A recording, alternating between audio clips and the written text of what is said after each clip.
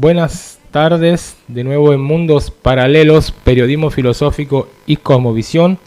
Hoy vamos a estar con nuestro amigo y compañero Nico. ¿Cómo estás, Nico? ¿Cómo te va? Ya tuviste varias veces con nosotros. ¿Cómo estás? Hola, Julio, así es, y tal cual como vos lo argumentás, bastante bien y contento de estar en tu programa. Muy bien, hoy vamos a empezar una tarea importante, que es el tema de introducir y explicar un poco qué es la soberanía alimentaria, ¿no? Es un tema muy grande, pero vos que sos amante de la biología y también participás de muchos espacios, integrando con tu conocimiento, tu estudio, todo lo que son los recorridos, las luchas para este tema, seguramente nos puedes dar una mano. Bueno, sí, actualmente la soberanía alimentaria se define principalmente a partir de lo que es la garantía y el acceso a la alimentación sana, y eso parte de lo que es principalmente la autonomía que tenemos sobre los alimentos, no entendiéndolo a estos mismos como una mercancía.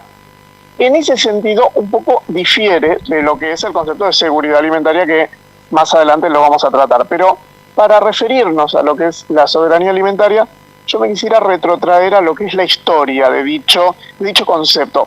Bastante reciente, por cierto, tiene menos de 30 años. En el año 1996 recién se empezó a utilizar a partir de lo que es la Vía Campesina, que es una organización internacional que nuclea a los pequeños y medianos productores, y en concreto en la Cumbre Mundial de la Alimentación, dicho año que acabo de comentar, un espacio que fue convocado por la FAO, se llevó a cabo en el país Italia, más concreto en la región de Roma, justamente ese congreso, ¿no? El Congreso de Alimentación, y a partir del cual la Vía Campesina empieza a difundir este concepto. Pero lo interesante es que a lo largo de estos 28 años fue tomando diferentes matices, fue tomando diferentes abordajes, principalmente por diversas disciplinas que lo fueron justamente interrelacionándolo. Quiero decir, no queda a partir de lo que es la soberanía alimentaria como un saber basado, o hasta incluso podríamos decir subordinado a la nutrición o a la medicina, sino que es abordado también por la sociología, la filosofía, la biología, en concreto por disciplinas tanto fácticas como formales. Bueno, esa es una cosa muy importante.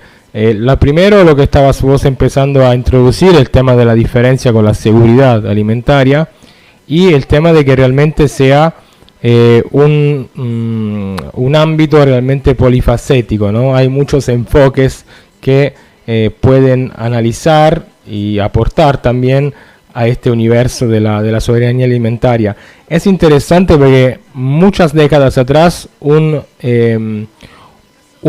jurista como Carl Schmitt hablaba del tema de que en realidad la soberanía era un sector polimórfico, ¿no? Que había diferentes formas de abordarla, de introducirla, de analizarla. Y en el marco de la soberanía alimentaria, como vos bien decías, tenemos muchísimas especialidades, si queremos decirlo así, tanto desde lo académico como de lo científico como de lo social, ¿no? Exactamente, abarca diversas disciplinas, y aclarando un poco esto que vos comentabas al comienzo, el concepto de seguridad alimentaria parte por lo que son la cantidad, ¿no? La seguridad alimentaria principalmente parte que todas las personas accedan a la cantidad suficiente de alimentos nutritivos, cosa que se satisfaga justamente esa necesidad básica.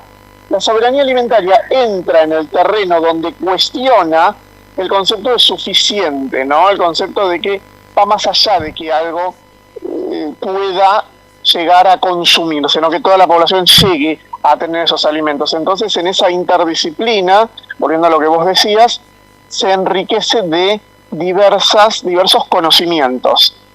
Hoy se concibe la soberanía alimentaria a partir de un concepto que está íntimamente relacionado, que es la autonomía. Que es la autonomía a partir de saber lo que se produce, saber lo que se consume.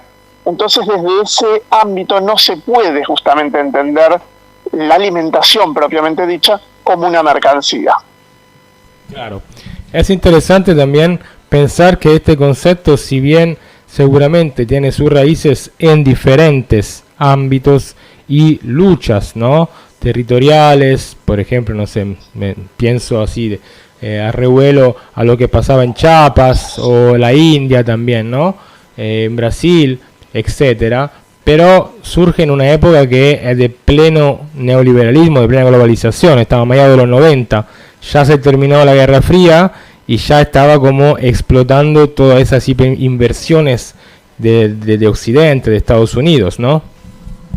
Exactamente, fue uno de los años donde comienza lo que se denomina la tercera revolución verde. ¿Qué quiere decir esto? La mecanización e industrialización del agro, y más concretamente de los alimentos. Entonces, eso vino íntimamente relacionado, esa tercera revolución verde, con lo que es ya la digitalización incluso de la alimentación, a partir previamente de esto, con lo que significa los organismos genéticamente modificados, las semillas genéticamente modificadas, la maquinaria pesada y el agroquímico, como lo llaman en INTA, fitosanitarios, que en realidad son agrotóxicos, vinculados, relacionados a ese organismo genéticamente modificado. Y qué casualidad, qué interesante que en el año 1996, más concreto el 23 de marzo de 1996, se introduce en Argentina el primer organismo genéticamente modificado, la soja Roundup Ready, con tolerancia justamente a un herbicida denominado glifosato, a partir, bueno, de quien fue en su momento el secretario de Agricultura, Ganadería y Pesca en Argentina, que era Felipe Solá. Entonces fue un año de muchos revuelos a nivel nacional sobre todo, pero también es interesante, yo esto no quiero dejar de pasar, que hay dos continentes donde el concepto de soberanía alimentaria picó bastante fuerte, vamos a decirlo de esa forma, que es particularmente África y Asia en ese momento. Es muy interesante porque son los únicos, y fueron los únicos dos continentes, donde la superficie rural fue más abarcativa que la superficie urbana o periurbana. Entonces eso no deja de llamar la atención que donde tomó mayor peso, mayor lucha, o bien en América Latina hubo una gran lucha, como vos bien comentabas, con respecto al zapatismo, con respecto al MST brasileño, pero en Asia y en África, que tienen todavía en la actualidad una superficie agraria mayor que la urbana, tuvo un peso muy importante, y quien difundió mucho estas ideas, estas luchas, fue Vandana Shiva, una filósofa india. Claro, y esto un poco también habla de las cosmovisiones, ¿no?, que están detrás del movimiento campesino, de los campesinos mismos, y de la relación con la tierra, ¿no? Algo realmente muy ancestral, que muchas veces un poco nos olvidamos de mencionar, pero realmente quizás esa es una de las raíces más profundas de todo ese movimiento, por lo menos desde el punto de vista de la producción, ¿no? Sí, absolutamente. Uno no tiene que dejar nunca de lado todo lo que son las producciones de lo que es la agricultura familiar, los pequeños campesinos, como los movimientos indígenas, que ahí sí, bueno, en América Latina, en China, en Indonesia, ya partiendo ya de otro continente, fueron donde hubo una resistencia histórica sumamente relevante, y esas cosmovisiones indígenas, o sea, cosmovisiones andinas, cosmovisiones selváticas, fueron también aportando un impulso absolutamente necesario tanto para la resistencia como para el conocimiento, para el estudio de lo que es algo tan básico como la semilla, ¿no?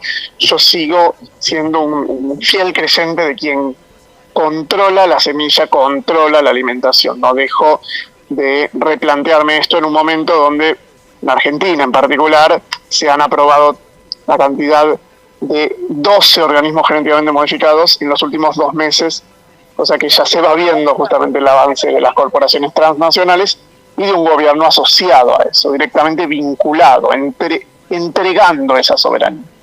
Claro, yo creo que, como para ir por redondeando el concepto y después retomamos en parte más específicas tal vez, pero realmente estamos frente a dos modelos civilizatorios, ¿no? Me parece. No quiero simplificar demasiado, pero vuelvo un poco a repetir el tema de la pertenencia a la tierra, la pertenencia al cosmos, a los ciclos naturales, el respeto también, de cierta manera, ¿no? De ciertos tiempos de siembra, de cosecha, ¿no? De ciertas cantidades. Y por el otro, una idea transhumanista, transgénica, ¿no? También de esta idea de progreso infinito típica del liberalismo, neoliberalismo, que vemos esta idea de realmente, yo usaría la palabra de Marx, de explotación, ¿no? Sí, exactamente. Justamente Marx planteaba que la explotación y el avance del capitalismo iba sobre la mano de obra humana y sobre la naturaleza, ¿no? De ahí parte el concepto de extractivismo y se recolecta bien en el texto de Hegel, Dialéctica de la Naturaleza. Yo me quedo mucho con esto que vos decís de esta coexistencia de dos modelos civilizatorios, que sabemos que esta coexistencia no solo no es pacífica, sino es irreal, no es utópica, no puede coexistir al mismo tiempo la pequeña agricultura familiar con el agronegocio. Entonces, ¿en qué desemboca eso? Bueno, precisamente desemboca en una crisis civilizatoria. Y no es un tema menor también que esa crisis civilizatoria hoy se manifieste en esta extrema cantidad de agroquímicos que se vierten, en esta aprobación por parte de la CONAVIA y del SENASA, récord de organismos genéticamente modificados, como también del aumento exponencial de patologías que vemos justamente en los ambientes agrarios, en los ambientes rurales y también en las neoruralidades, en América Latina en particular, a partir del avance justamente del agronegocio. Bueno, Nico, dejamos así por ahora esto y yo por lo pronto te agradezco. Vamos más adelante a seguir profundizando el argumento, el tema que tocamos hasta ahora, y con esto por ahora vamos redondeando sobre estos conceptos. Gracias. Muchas gracias.